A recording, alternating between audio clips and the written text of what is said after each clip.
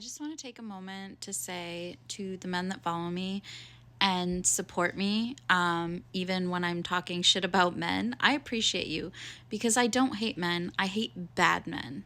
And when I'm talking shit about bad men, if that's not you, you should not be offended.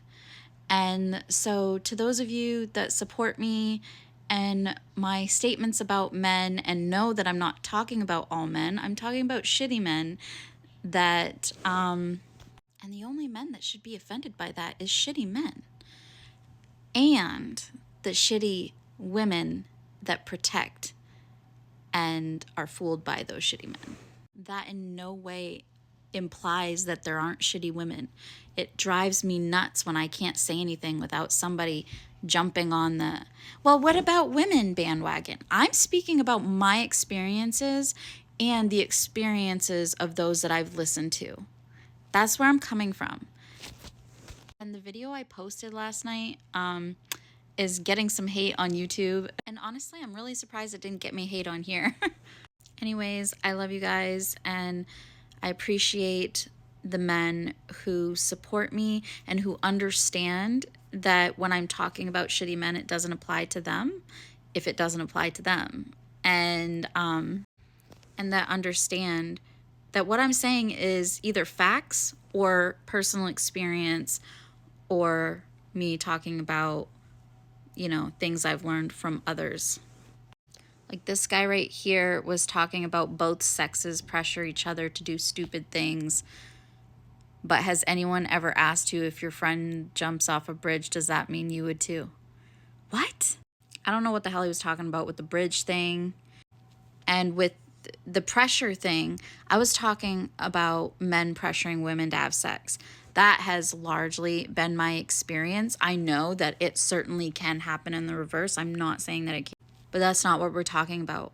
We're talking about there are crazy amounts of men that essay and pressure women to have sex and have unprotected sex. And then it's the women's fault for getting pregnant and being single moms and having single mom behavior. He said, holy shit, you've got issues and you need serious mental assistance. But wait, this is my favorite part. He said, men usually are the sexual aggressors, but he literally told me I had issues for saying that. And then he admitted it. But of course, there was a but at the end of that. Again, I think that men that respond that way and are offended and want to turn around and attack me and call me crazy and insane for pointing out the truth are probably guilty of it themselves. So to the good men, please keep supporting us. Please be loud and backing us up. And please let these other men know how disgusting their behavior is. I think education is really important because of the way things have been for so long. Yes, they're improving, but they're still very disgusting and awful and wrong. But the more we talk about it, the more we point out what's wrong with our society. This type of thing happens, the cognitive dissonance, because people believe that they're not doing anything wrong. And I think that's the problem, is a lot of these men weren't taught that this is wrong.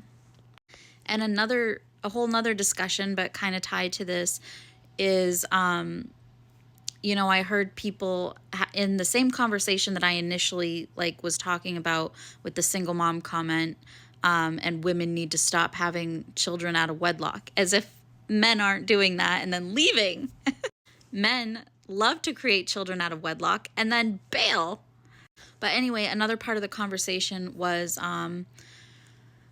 men not learning how to behave because they're being raised by single mothers and not with a male example, which, I can agree with to some extent, but, I was trying to think about what it is about, why there are men raised by single mothers that treat women like shit.